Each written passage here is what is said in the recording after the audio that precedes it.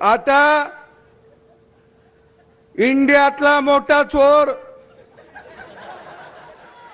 राहुल बाबा भी येणार आहे, पण ती येताना एक बोर्ड लावून ठेवा, काट्या कुट्याचा तुडवीत रस्ता, कसा गावाकडे आलास बाबा.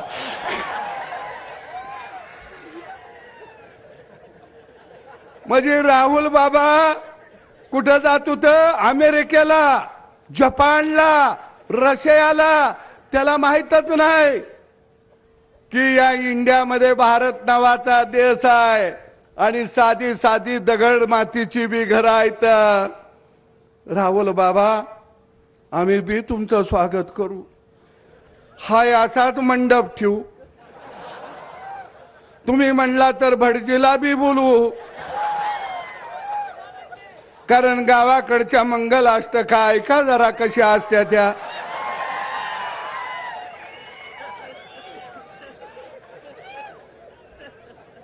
पण त्याचं एक स्वप्न आहे राहुल बाबाचं, मेरी शादी कब होगी?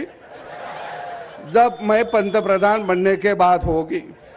मरकडवाडी गाव हुशार आहे, इथं पडळकर साहेब सांगतील त्यांना बॅलेट पेपरवर निवडणूक घ्यायची आहे. बिचाऱ्याचं लगीन झालं पाहिजे.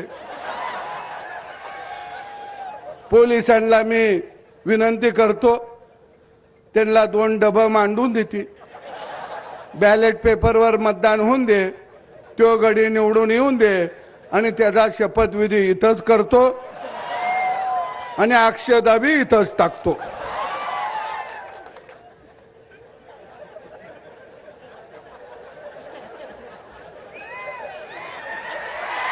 पण पवार साहेब लय हुशार आहे, त्याच्या लक्षात आलंय की आपण हरायला का लागलो, हरायला का लागलो त्याच्या लक्षात आलं. आणि म्हणून पहिल्यांदा बारक्या गावात येऊन पवार साहेब बसलं. का बसलं?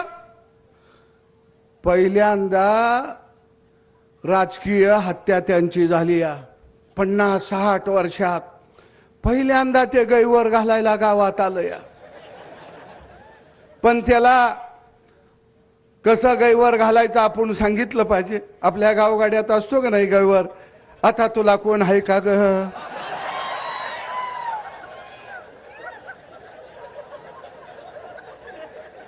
पुढे मग एखादा जवळचा असला तर म्हणतो आता मी कसा जगू, कसा राहू.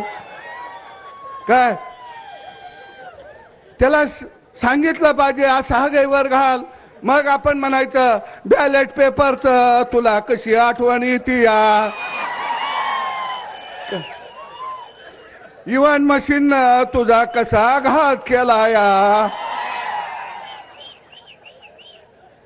आता यांचा गैवार कार्यक्रम चाललाय. अरे नव तंत्रज्ञान हे आणलं कुणी? राजीव गांधीनं आणलं. त्यावेळी हे म्हणायचे टीव्ही आम्ही आणला, टेलिफोन आम्ही आणला, लाईटवर रेल्वे आम्ही आणली, पुलं आम्ही आणले, विमान आम्ही आणलं, ईव्हीएम मशीन आम्ही आणलं. आणि आता हे कसं आलं?